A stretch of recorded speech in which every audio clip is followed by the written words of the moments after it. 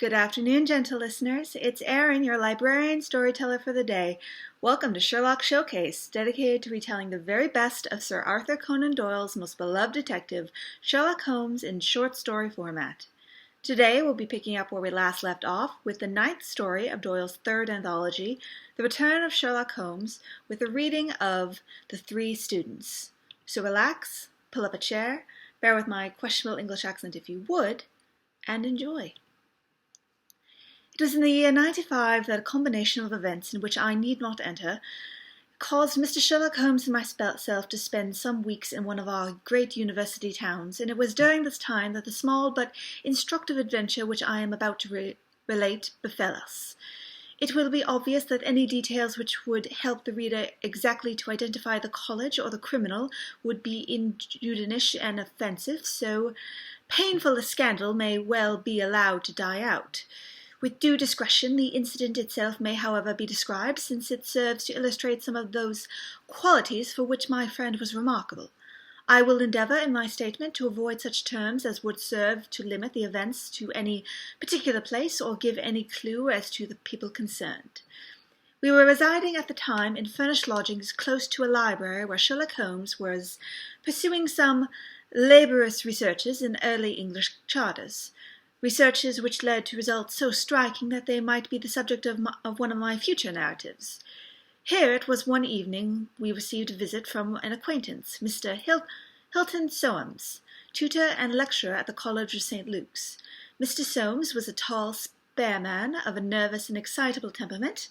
I had always known him to be restless in that manner, but on this particular occasion he was in such a state of uncontrollable agitation that it was clear something very unusual had occurred. "I trust, Mr. Holmes, that you can spare me a few hours of your valuable time. We have had a very painful incident at St. Luke's, and really, but for the happy chance of your being in town, I should have been at loss what to do." "I am very busy just now, and I desire no distractions," my friend answered. "I should much prefer that you called in the aid of the police." No, my dear sir, such a course is utterly impossible. When once the law is evoked, it cannot be stayed again, and this is just one of those cases where, for the credit of the college, it is most essential to avoid scandal. Your discretion is as well known as your powers, and you are the one man in the world who can help me. I beg you, Mr. Holmes, to do what you can." My friend's temper had not improved since he had been deprived of the congenial surroundings of Baker Street. Without his scrapbooks, his chemicals, and his homely untidiness, he was an uncomfortable man. He shrugged his shoulders in ungracious acquiescence, once while our visitor, in hurried words, and with much excitable gesticulation, poured forth his story. "I must explain to you, Mr. Holmes, that tomorrow is the first day of the examination for the Fortesque Scholarship. I am one of the examiners.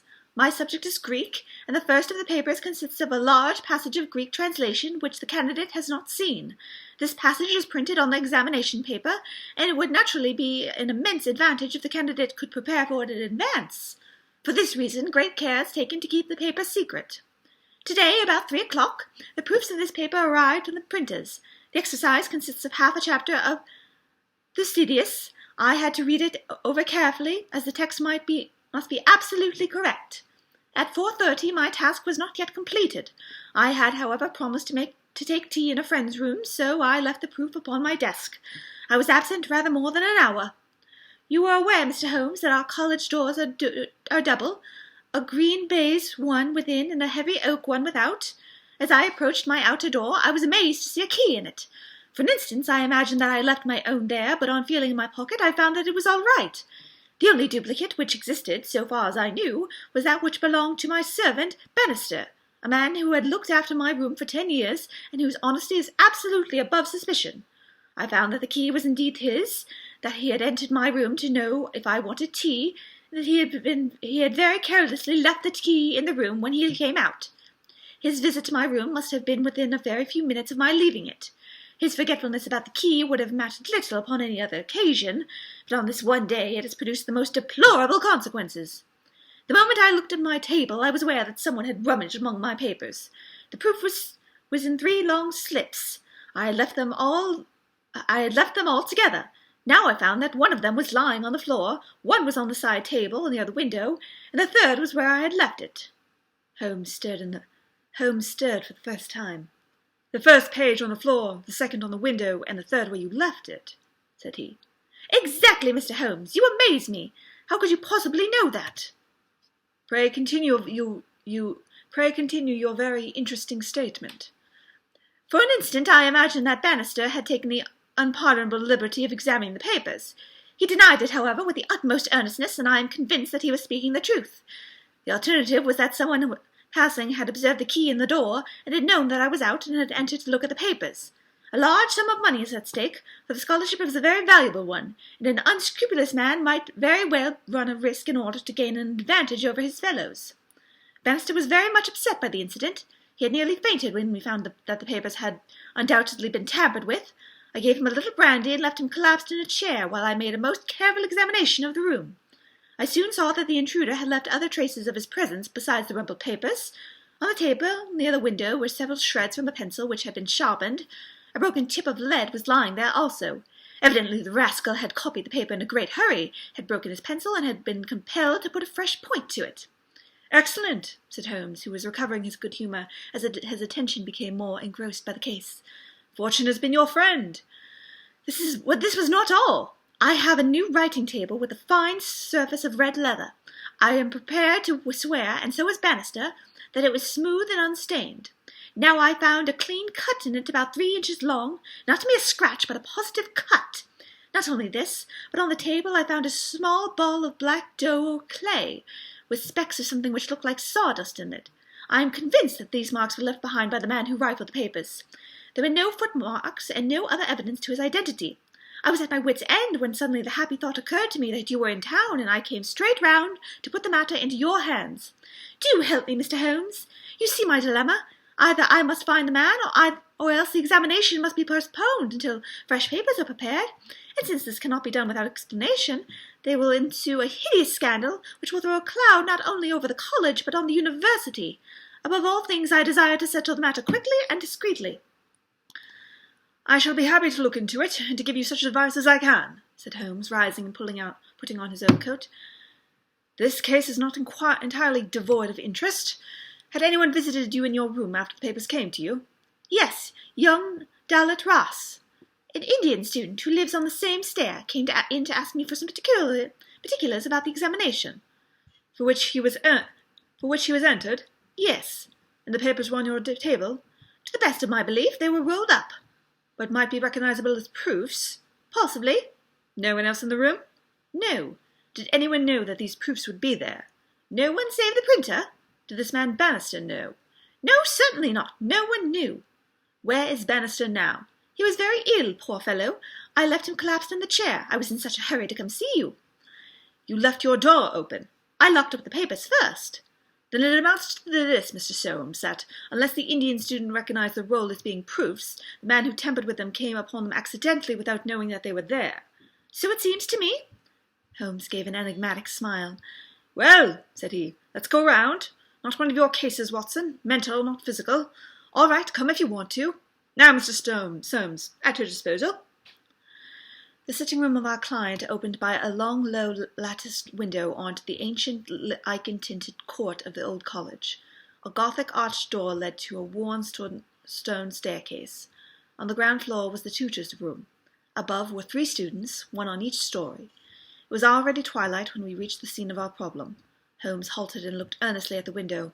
Then he approached it, and, standing on tiptoe with his neck craned, he looked into the room.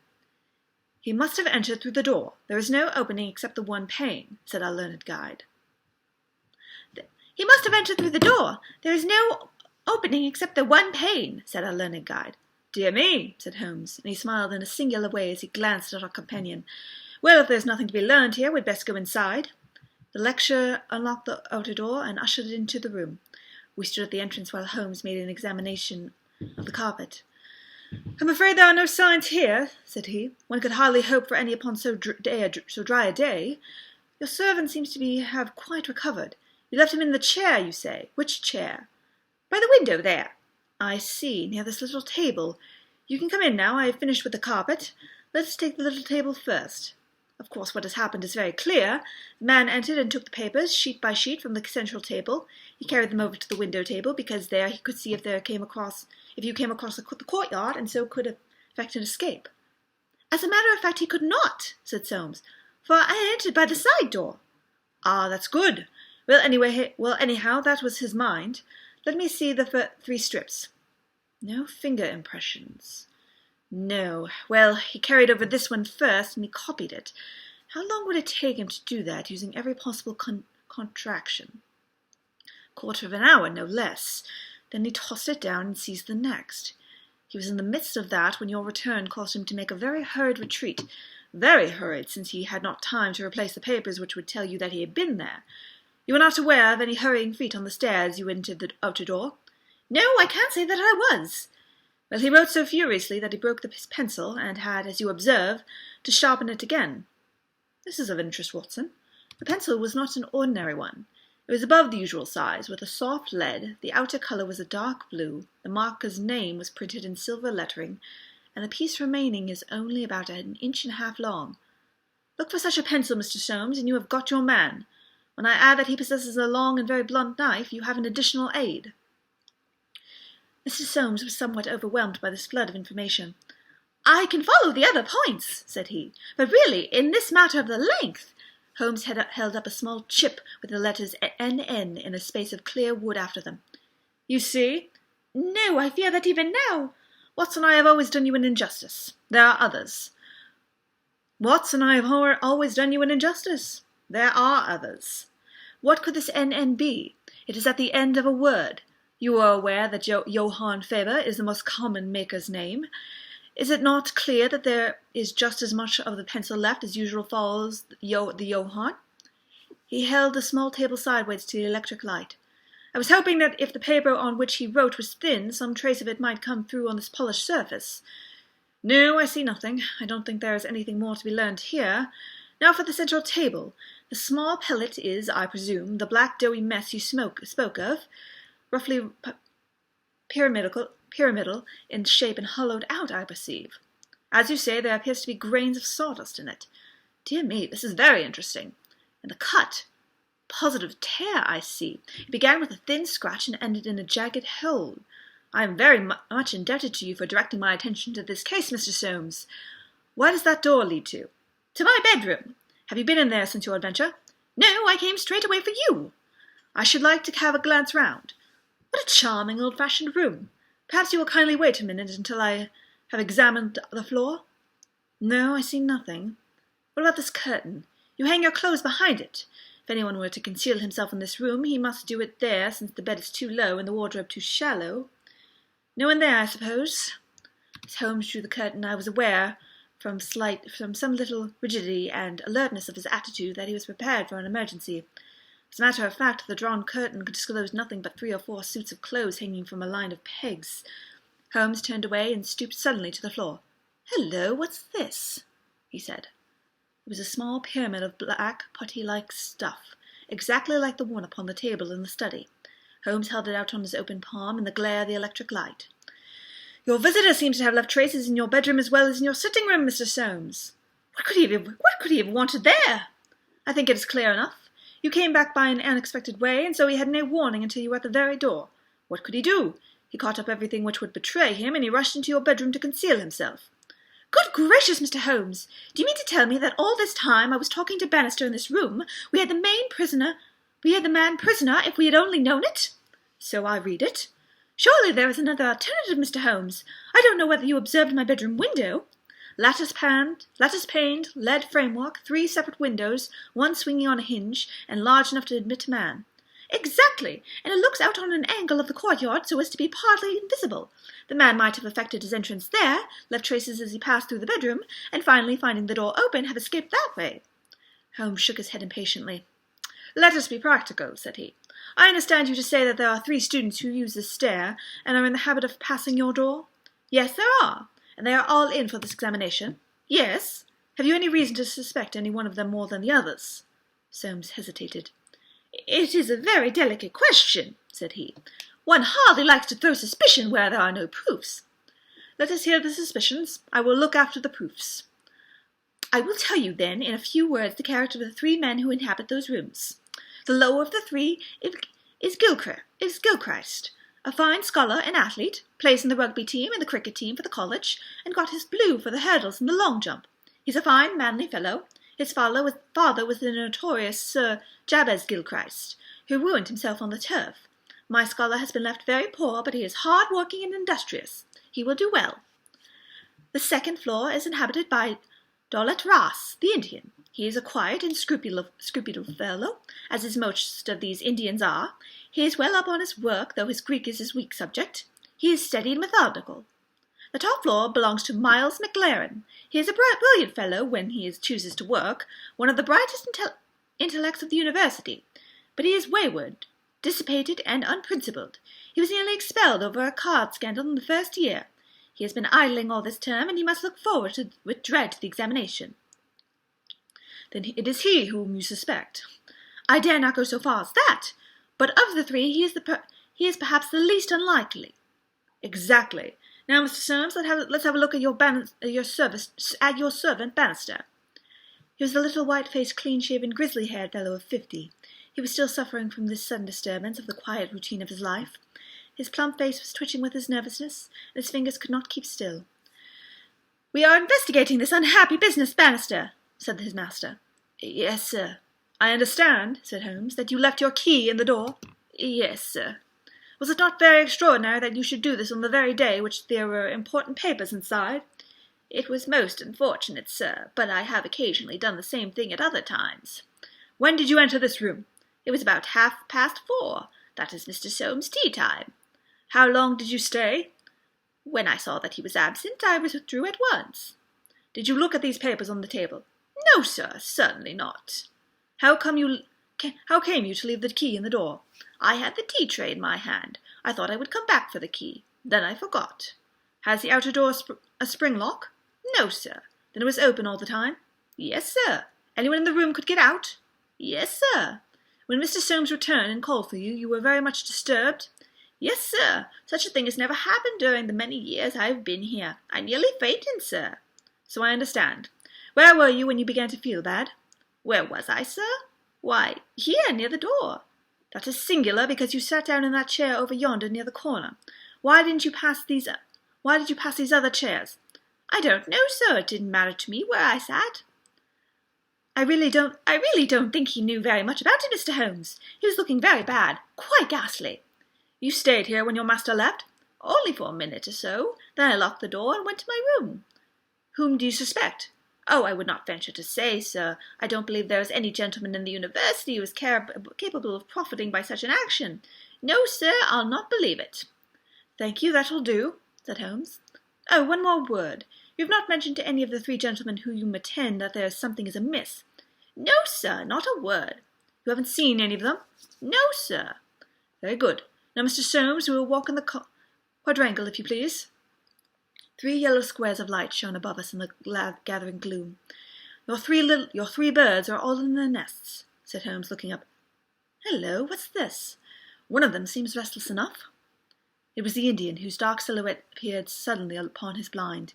He was pacing swiftly up and down his room. "I should like to have a peep at each of them," said Holmes. "Is it possible?" "No difficulty in the world," Soames answered. "This set of rooms is quite the oldest of the college, and it is not unusual for visitors to go over them. Come along, and I will personally conduct you." "No names, please," said Holmes as we knocked at Gilchrist's door. A tall, flaxen-haired, slim fellow opened it, and made us welcome when he understood our errand. There were some really curious pieces of medieval domestic architecture within. Holmes was so charmed with one of them that he insisted on drawing it in his notebook, broke his pencil and had to borrow one from our host, and finally borrowed a knife to sharpen his own. The same curious accident happened to him in the rooms of the Indian, a silent little hook-nosed fellow who eyed us askance and was obviously very glad when Holmes's architectural studies had come to an end. I could see that in either case Holmes had come upon the clue for which he was searching. Only at the third did our visit prove abortive. The outer door would not open to our knock, and nothing more substantial than a torrent of bad language came from behind it. "I don't care who you are, you can go to blazes!" roared the angry voice. "Tomorrow's the exam, and I won't be gone by anyone." A rude fellow," said our guide, flushing with anger as we withdrew down the stair. Of course he did not recognize that it was I who was knocking, but nonetheless his conduct was very uncourteous and indeed, under the circumstances, rather suspicious.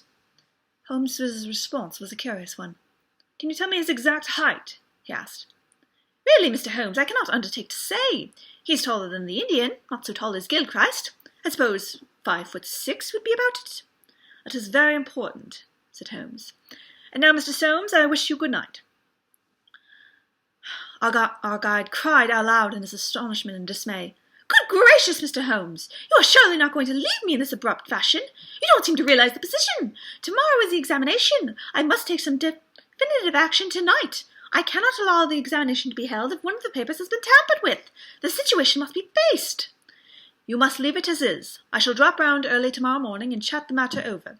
It is possible that I may be in a position then to indicate some course of action. Meanwhile, you change nothing. Nothing at all." "Very good, Mr. Holmes." "You can be perfectly easy on your mind. We shall certainly find some way out of your difficulties. I will take the black clay with me, also the pencil cuttings. Goodbye." When we were out in the darkness of the quadrangle, we again looked up at the windows. The Indian still paced his room. The others were invisible. "Well, Watson, what do you think of it?" Holmes said as we came upon the main street.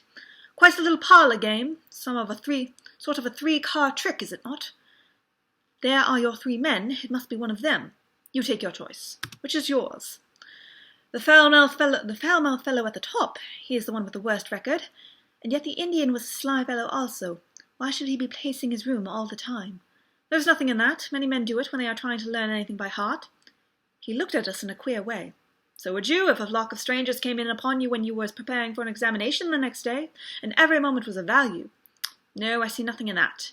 Pencils, too, and knives, all was satisfactory. But that fellow does puzzle me." "Who?" "Why, Bannister, the servant. What's his game in the matter?" "He impressed me as a perfectly honest man." "So he did me. That's the puzzling part. Why would a perfectly honest man—" Well, here's the large stationer's. We shall begin our researches here." There were only 4 stationers of any consequence in town, and at each Holmes produced his pencil chips and bid high for a duplicate. All were agreed that one could be ordered, but that it was not a usual size for a pencil, and that it was seldom kept in stock. My friend did not appear to be depressed by his failure, but shrugged his shoulders in half-humorous resignation. "No good, my dear Watson. This, the best and only final clue, has run to nothing. But indeed I have little doubt that we can build up a sufficient case without it. By Jove, my dear fellow, it is nearly 9, and the landlady babbled of green peas at 7:30. What with your eternal tobacco, Watson, and your irregularly at meals, I expect that you will get no notice to quit, and that I shall share your downfall. Not, however, before we have solved the problem of the nervous tutor, the careless student, and the nervous tutor, the careless servant, and the 3 enterprising students." Holmes made no further allusion to the matter that day, and we sat lost in thought for a long time after our belated dinner. At 8 in the morning he came into my room just as I finished my toilet. "Well, Watson," said he, "it is time we went down to St. Luke's. Can you do without breakfast?" "Certainly. Soames will be in a dreadful fidget until we are able to tell him something positive." "Have you anything positive to tell him?" "I think so." "You have formed a conclusion?" "Yes, my dear Watson, I have solved the mystery." "But what fresh evidence have you got?" "Aha! It was not for nothing that I have turned myself out of bed at the untimely hour of 6. I have put in 2 hours' hard work and covered at least 5 miles, with something to show for it. Look at that." He held up his hand. On his palm were 3 little pyramids of black doughy clay. "Why, Holmes, you only had 2 yesterday." "And more this morning. It is a fair argument that wherever number 3 came is where also the source of number 1 and number 2. Eh, Watson? Well, come along and put friend Soames out of his pain." The unfortunate tutor was certainly in a state of pitiable agitation when we found him in his chambers. In a few hours the examination would commence, and he was still in the dilemma between making the facts public and allowing the culprit to complete for the very valuable scholarship. He could hardly stand still, so great was his mental agitation, and he ran towards Holmes with 2 eager hands outstretched. "Thank heaven you have come! I feared that you had given it up in despair. What am I to do? Shall the examination proceed?" "Yes, let it proceed, by all means." "By this rascal?" "He shall not compete." "You know him." "I think so. If this matter is not to become public, we must give ourselves certain powers, and resolve ourselves into a small private court-martial. You there, if you please, Soames. Watson, you here. I'll take the armchair in the middle. I think that we are now sufficiently imposing to strike terror into a guilty breast. Kindly ring the bell." Bannister entered and shrank back in evident surprise and fear at our judicial appearance. "You will kindly close the door," said Holmes. "Now, Bannister, will you please tell us the truth about yesterday's incident?" The man turned white to the roots of his hair. "I have told you everything, sir." "Nothing to add?" "Nothing at all, sir." "Well, then, I must make some suggestions to you. When you sat down on that chair yesterday, did you do so in order to conceal some object which would have shown who had been in the room?" Bannister's face was ghastly. "No, sir, certainly not." "It is only a suggestion," said Holmes suavely. "I frankly admit that I am unable to prove it, but it seems probable enough since the moment that Mr. Solmes's back was turned, you released the man who was hiding in the bedroom." Bannister licked his dry lips. "There was no man, sir." "Ah, there's a pity, Bannister.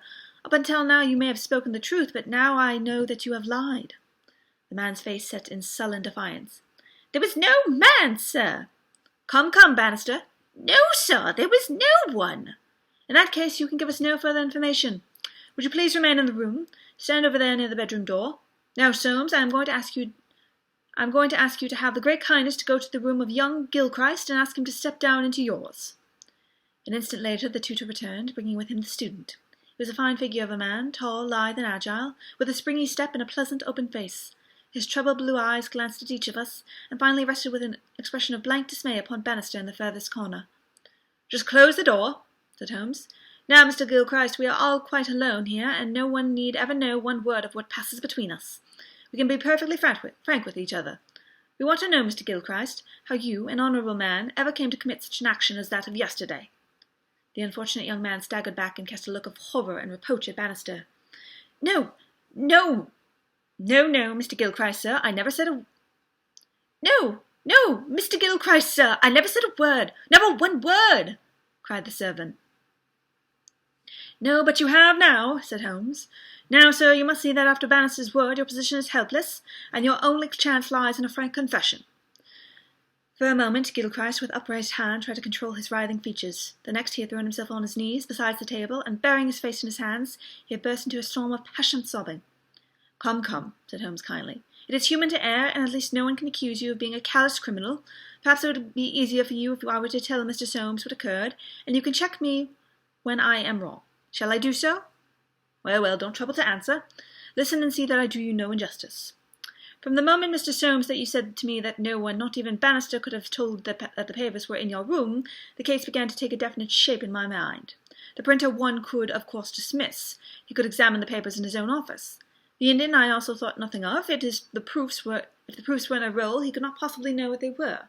On the other hand, it seems an unthinkable coincidence that the man would dare to enter the room, and then by chance on the very day the papers were on the table.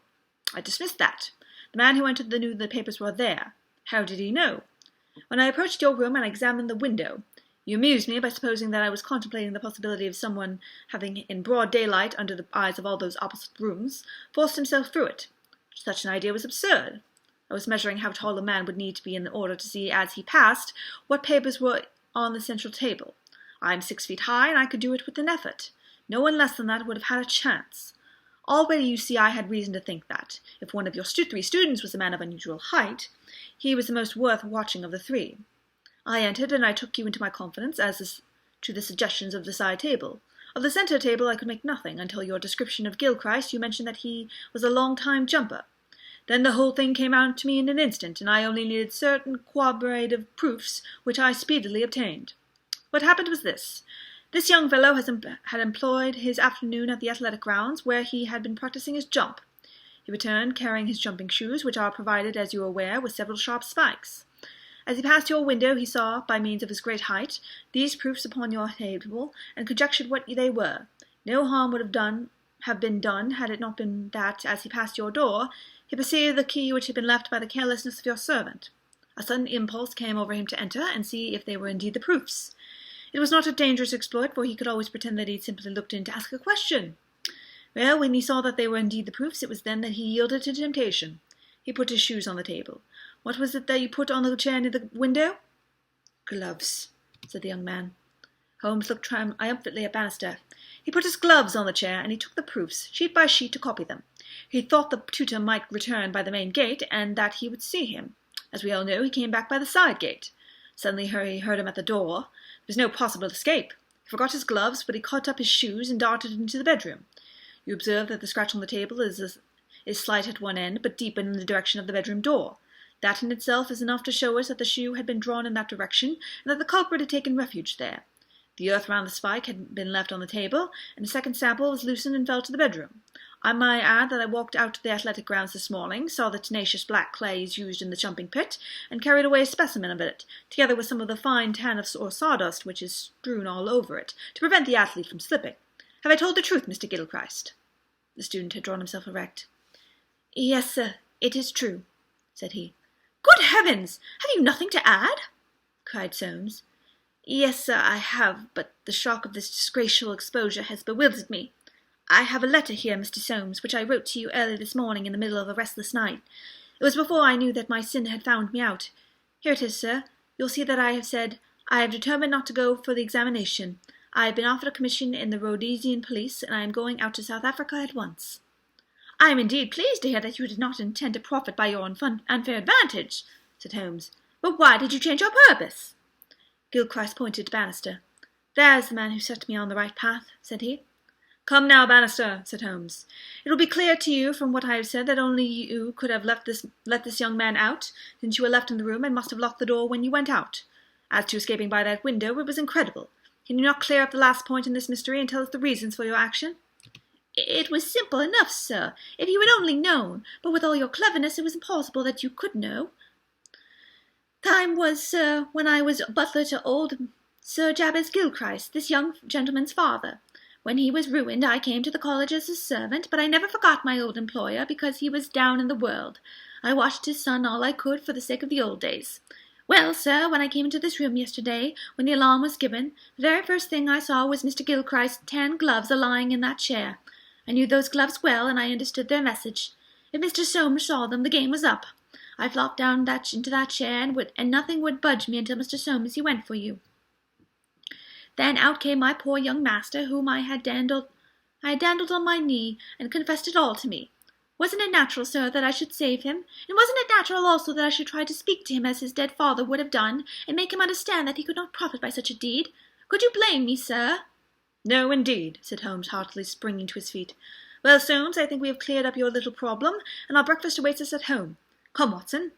And as to you, sir, I trust that a bright future awaits you at Rhodesia. For once you have fallen low.